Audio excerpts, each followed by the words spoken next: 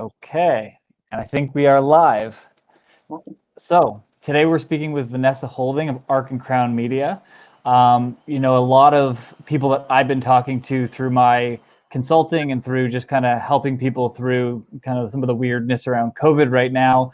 I've got a lot of people asking and a lot of people curious about how do I now start taking advantage of building my brand, building a following, building a community, because right now, you know, creating sales and creating revenue may not be fully feasible for everybody.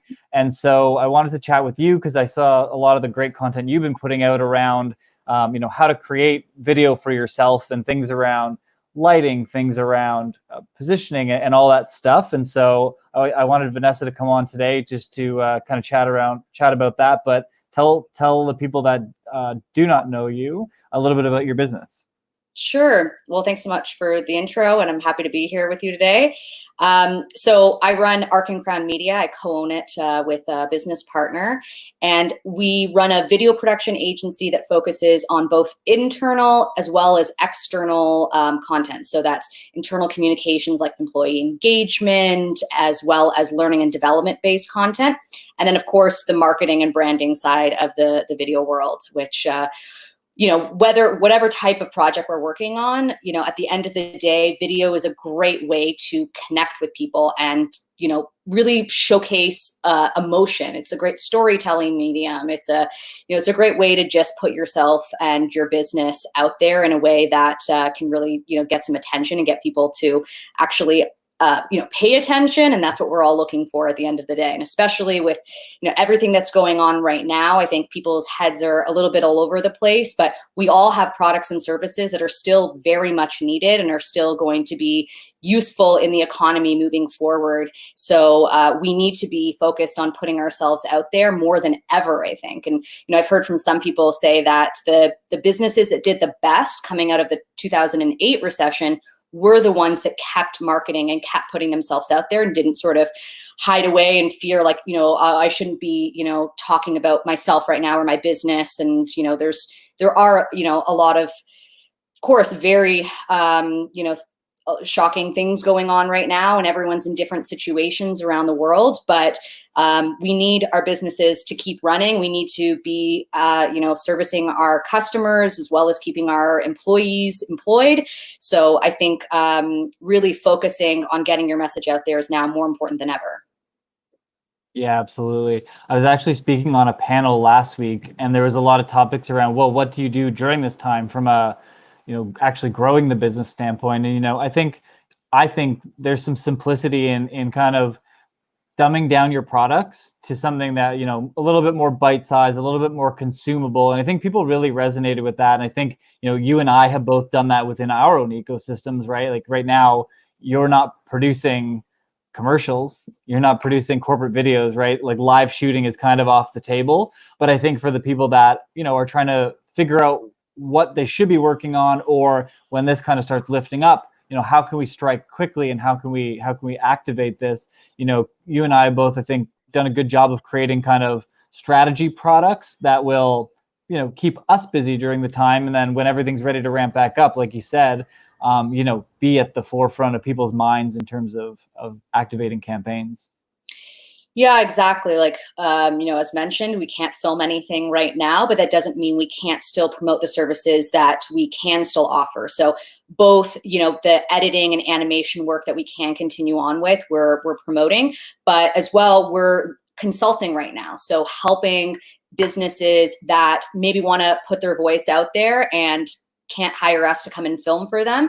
So we all have these smartphones at our disposal nowadays, and most of our phones film in HD, if not 4K. So we all actually have the capabilities of creating video content. It's just about understanding some of the tools and techniques to get it to a level where you feel confident and comfortable producing it, and then also confident in putting that out there and it being a good reflection of your brand. Because you know, I as a video producer, of course, you know, we help service our clients to a certain level of production. And that's why I think, you know, clients will always come to us for that when they need that, or they need the advice that we're able to bring to the table. However, you know, with these tools, really the average person can gain the knowledge to be able to do it themselves to a certain capacity. So I think also with YouTube nowadays, we've gotten so accustomed to seeing these sort of DIYers and user generated content out there. So, you know, when it comes to viewing this type of content, as long as you have the main sort of things in place, people are receptive to that. And as long as they can hear you, they can see you properly, and the message is there. And that's one of the things I do want to stress. You know, I'll definitely get into some of the technical aspects of things, and give you guys some tips and advice there. But beyond just the technical, which, you know, you can go out and Google yourself, and figure it all out. But it's really focusing on the content and creating a great piece of content, understanding your audience, understanding what they're going to want to consume, and how that's going to make them engage with your brand. One of the things I actually just told a client the other day, and I always say, is think more about the audience and how they're going to receive that information than just what you want to get across. Because too often I see people just saying like, oh, I want to promote this, or I want to, you know, I want to put my brand out there, so I'm just going to do a video talking about everything that I can offer or everything that I do. And, you know, think about yourself when you're scrolling through the news feed. Would you watch a piece of content where somebody's just listing out everything that they can do for you? That's not super engaging, and it's not something that most people would spend time sort of watching. And I think, as you mentioned before, both you and I, what we're focused on is starting to create a community. So putting out content that is valuable and something that people appreciate watching, so that they'll tune into your next one and they'll share it with a friend. And putting out valuable pieces of content, I think, is more important than ever. We're definitely seeing a trend in the industry of stepping away from content that is overtly promotional and overtly, you know, again, just about yourself, and really focusing on content that offers value. And so the interesting thing also is that a lot of times people talk about length of videos, and that's something that I talk to clients about all the time. And I always hear people say to me, oh yeah, I know we need to keep this short. And it's sort of like, what is short? What is a short video, right? So, you know, today we're doing a long format video, but the goal here again is to offer value. And so somebody keeps tuning into your content because it's not just a 30-second promo video. There's always going to be a need for that, you know, on the landing page of your website, or as a, you know, a sales tool when you're sending out in an email. But especially when it comes to social media and more of that like pull content, where you want to pull people in to want to know more about you and your brand, that's where you really need to focus on content that offers value. Yeah, absolutely. So I think you touched on some really good points there about making sure that it has value and that there is engagement. And I think those are words, well, the right words, and I use them as much as you do. I'd love to kind of break down for somebody who's saying, okay, well, I keep hearing those things, but like, what does that actually mean for me? You know, somebody who's maybe tuning in that is just thinking about getting into video, and they're like, well, how do I create value? What is something that I can do that's engaging? I'd love you to walk through like a little bit of the basics about how somebody would think about it, or how you'd advise someone to think about, you know, figuring out what their audience might want, or what is valuable. Just some of your ideas about that. Yeah, no problem. I think one of the easiest ways to think about content is, number one, think about if you have, or even if you don't, what would you put on a fact page on your website? Because the fact page on your website is likely where you're answering all of the questions that you get asked again and again by your customers. And, you know, you don't want the facts that are just like, how do I buy, or what's this price? But, you know, the questions that are like the one I just said about length of videos, you know, that's something that comes up in conversation again and again. And I have yet to do a video about it, but it's a good idea for me to do a video about that, because I know it's something that people hear, people think about when they're creating their content. When I first, during this self-isolation period, started thinking about, okay, I want to put myself out on video more often and practice what I preach. I just started thinking through, okay, what are the things that would be of most help to my customers? And I started out with the technical. So I did quite a few technical tips on lighting and background choices and things like that, that were really quick, actionable items.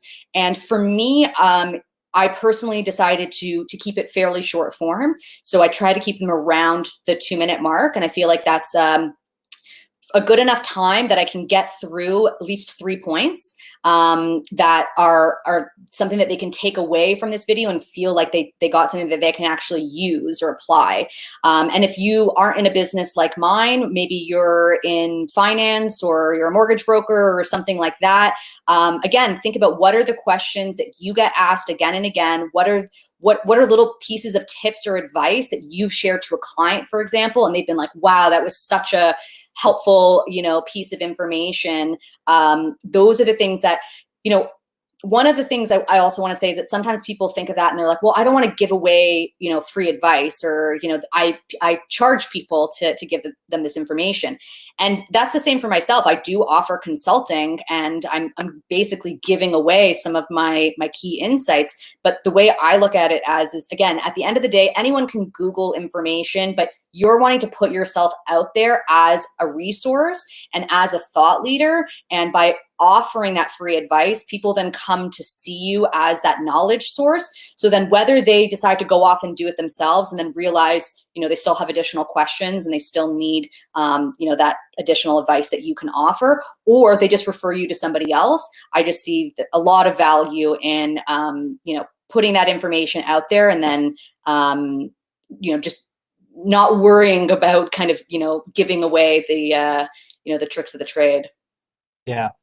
Yeah, completely agree. And so now I've maybe created a list of different things that I can talk about, some things that I can give value. How does one go about, lighting and those super technical things aside, what do some of the mindset stuff, maybe? I think people get really intimidated by the idea of like, I'm going to hit record and this content is going to go on the internet and live forever. What advice do you have to people that are, maybe a little bit intimidated by the idea, or things along those lines?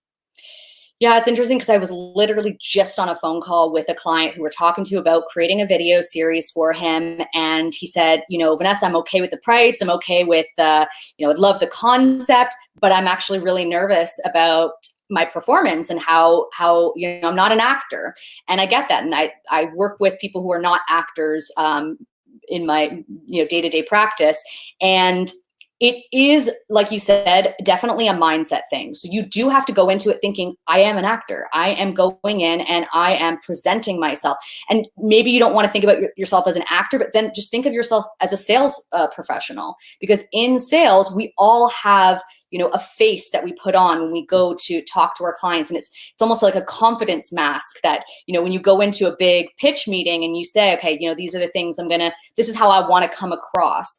And I did study acting in high school. I went to an arts-based high school. And I think those sort of basics of of having that confidence and just being able to put yourself out there, honestly, it's like ripping off a Band-Aid. Step one is just do it once, because once you do it once, you'll get more comfortable with it.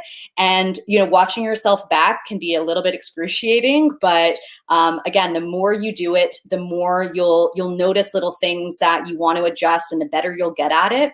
I will say, there are a lot of different ways you can go about it. I would say this is one of the scariest ways, going live and and just being fully unscripted. Although on the other hand, the good thing about this is it is what it is. It's you don't need it to be perfect, because it is a little bit of a longer format, and people are okay with a little bit of pauses or a little bit of thinking.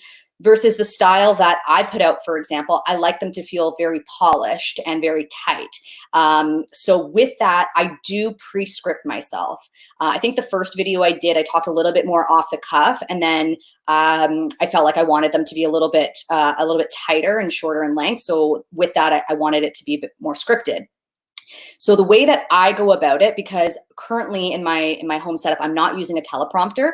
Typically when I do stuff for my business, like our newsletters and stuff, and we're set up with all our formal video equipment, I would use a teleprompter. And that I find amazing, because then I don't really have to worry about it at all. It's pre-scripted, put in the teleprompter, sort of are able to bang it out. And if you do end up using a teleprompter, there are different apps and different things you can get on your phone.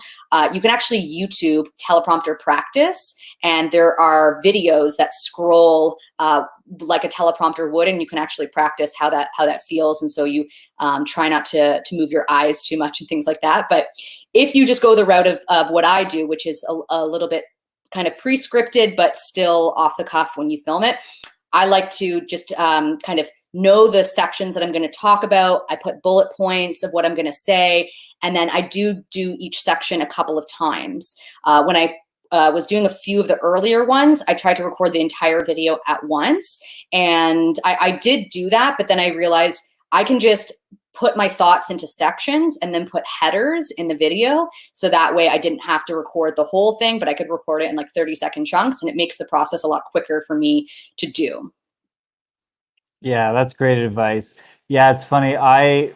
The process of editing for me is cumbersome. So I'm like, no. The entire 17-minute video is going to go straight. I actually did a whole bunch over the weekend, and like there were parts in the middle where I'm like, I'm good with it, because I don't have to edit. I'm good with it. But yeah, I mean, I really think it depends on the industry and the audience and the cadence of who you're talking to and the level of seriousness that you need to portray.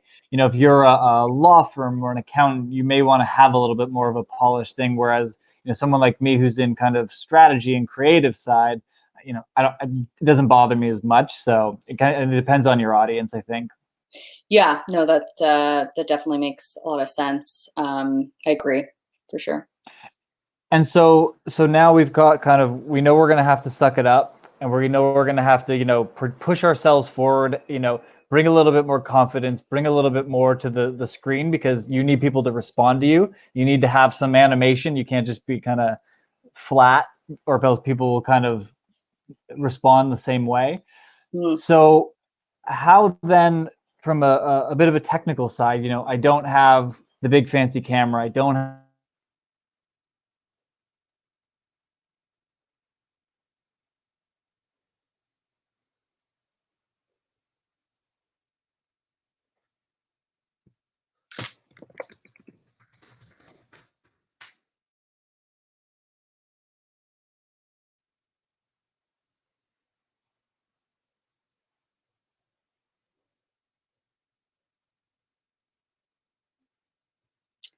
Not sure if you can hear me, Mike, but you have frozen for me.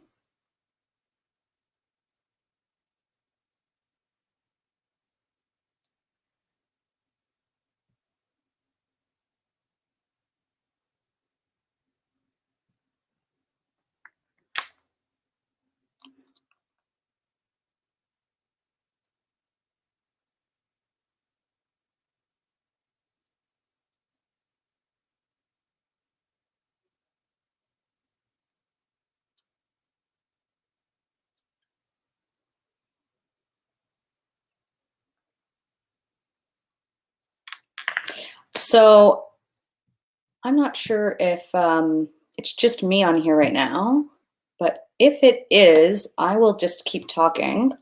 So I think what Mike was getting at was what technology and tools should we, well, Hey, speaking of editing, I'll have to.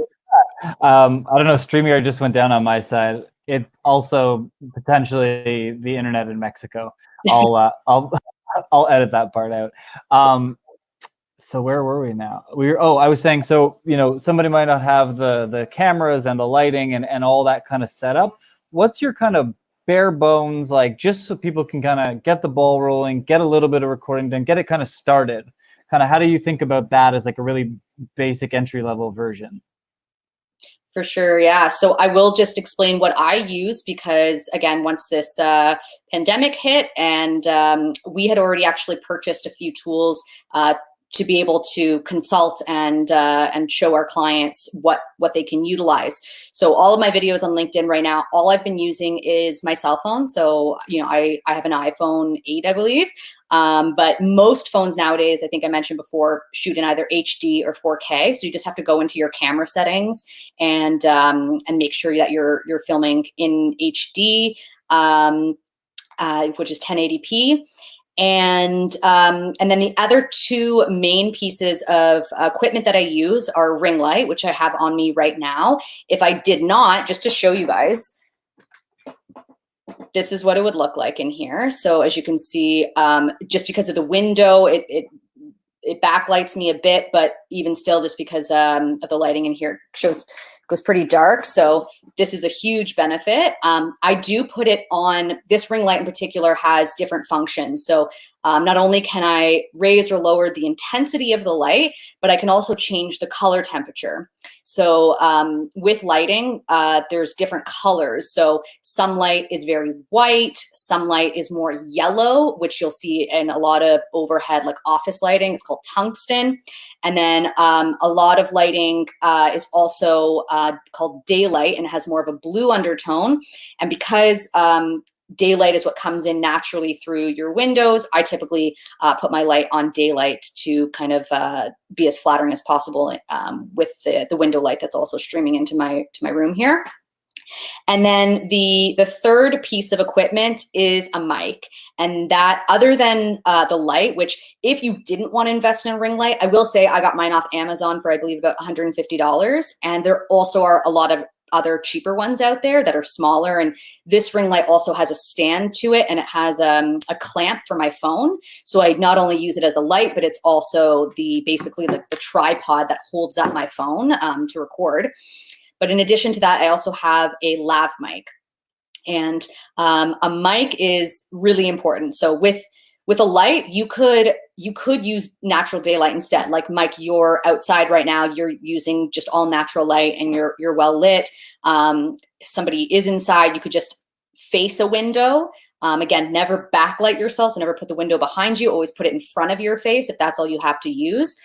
You do just need to keep in mind, if you are filming like I do, where you film in segments, that the natural light will change over time. So you might film one thing and it's brighter, and then a minute later it could get a little bit darker. So you just need to keep those things in mind if you are going to then edit it all together into one video.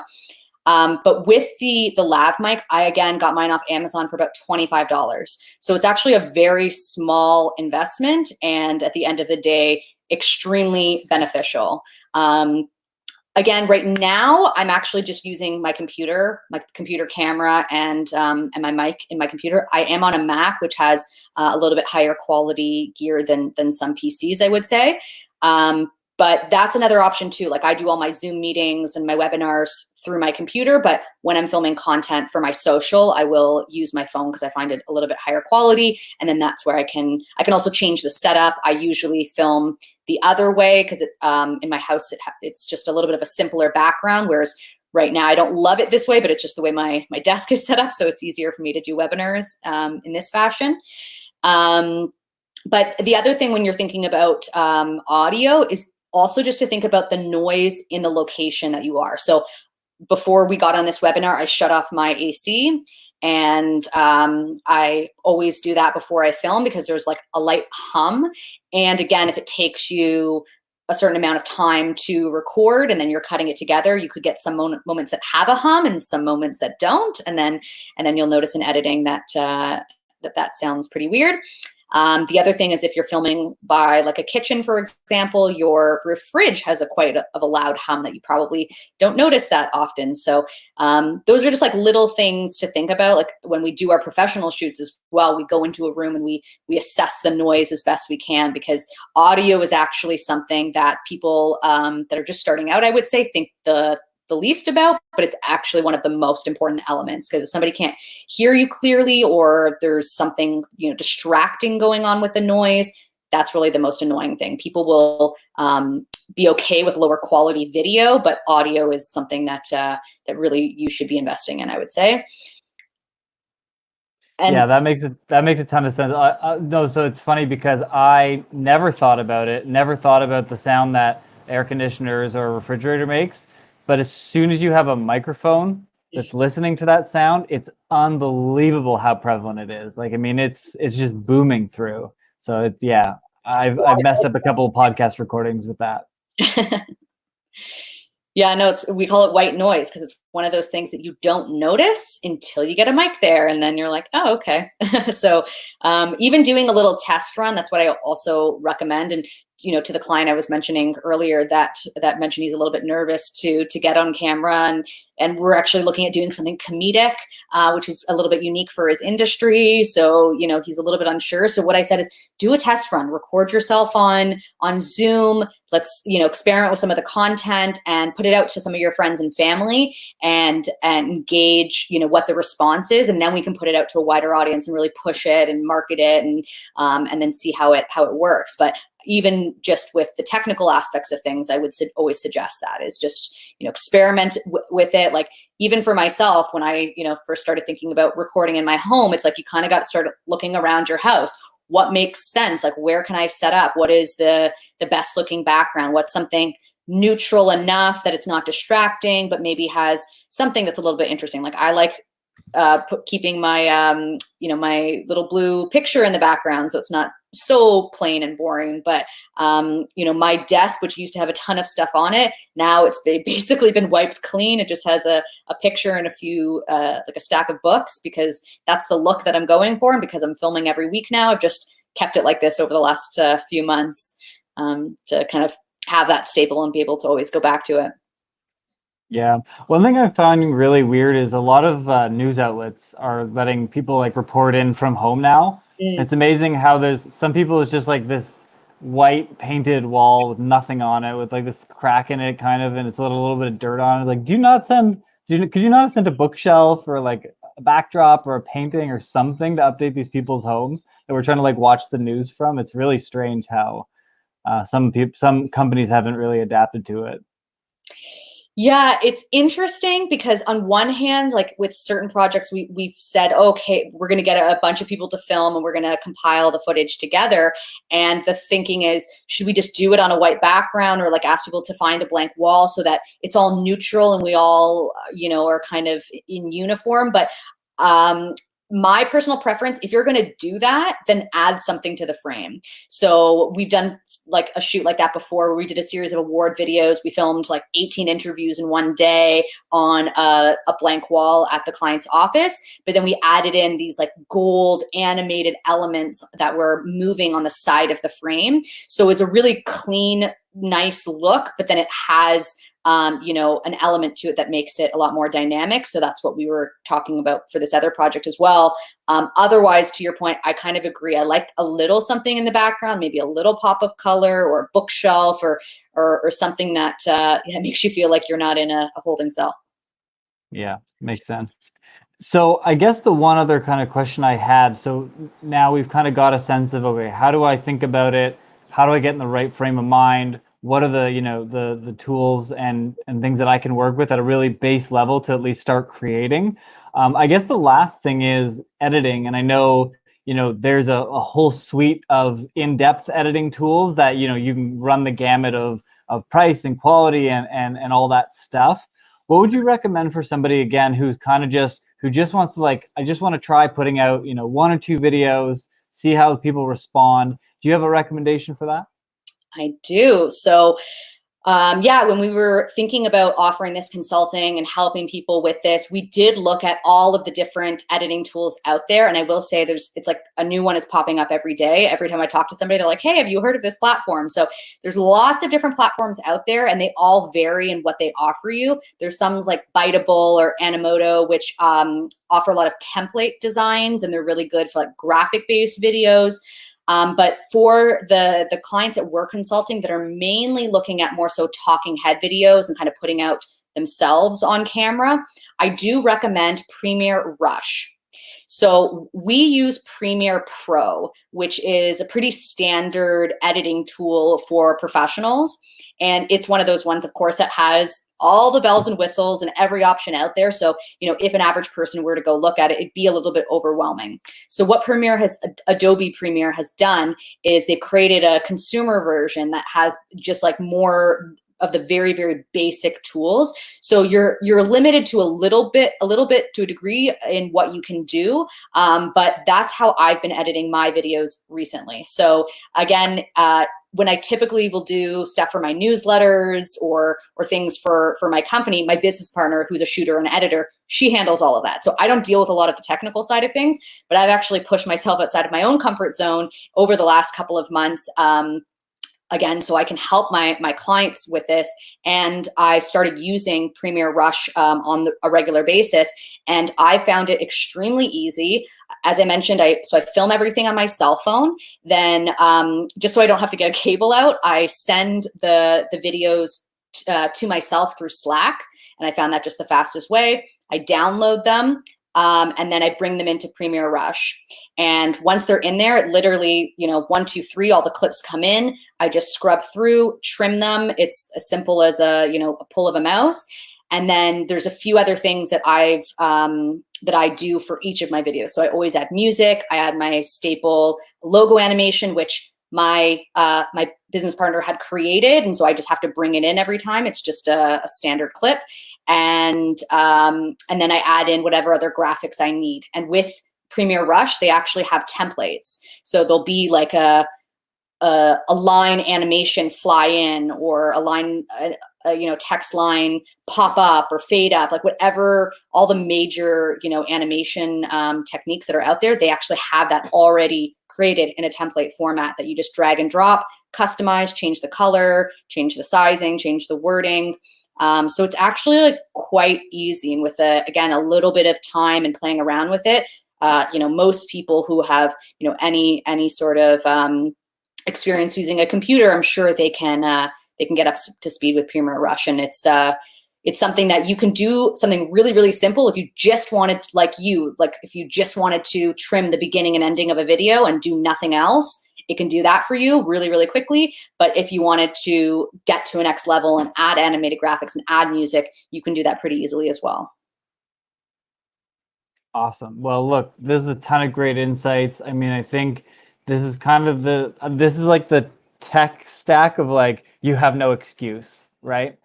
These are really simple tools that, anybody with basic computer knowledge should be able to accomplish. And I believe in video all the way. We've been filming our podcast with video since its inception, and the difference that it makes of stuff I'm able to put out on the internet that people can discover. I mean, just the power of that is incredible. So I believe in it all the way. Curran sent us a nice message. Thanks, buddy. Appreciate you. So couple things I wanted to leave off with. So if I think this video is a really good start. I think people watching this will be able to gain the insight to maybe create their first 1 or 2 videos. But if they need help beyond that, from a strategy standpoint, from even taking a look at what they've produced and published to say how they can improve it. You were mentioning before that you are offering some consulting services around that. Yeah, so through our website, arkandcrown.com, we do have a header at the top of our page that says consulting, or you can go to arkandcrown.com/video training. And we have a one pager there where you'll see some examples of videos that you can produce with the training that we provide, and an idea of all of the different things that we can help you with. And the one other thing I wanted to mention, and I think it's really relevant to what we're doing today, is the distribution side of things. And once you've created a great piece of content, it is really important to focus on how you can get it out there and how you can get eyeballs on it. And beyond, developing your network on your social platforms or sending it out in your email blast and all that, there are some other ideas. But one thing that I always recommend to people is develop partnerships. So, what we're doing here today, you could potentially have just put out a video just yourself talking about the video tips that you've learned over the years, but doing something that, you do it in combination with somebody else that has complementary skills. Now, both of our networks are going to gain access to this information, and we're sort of cross promoting. So I think now more than ever, it's a really important thing to focus on. So that's just what I wanted to leave people with. Absolutely. Well, thanks so much for the insights, and thanks so much for joining me. Yeah, it was really fun. Thanks, Mike. Awesome. All right.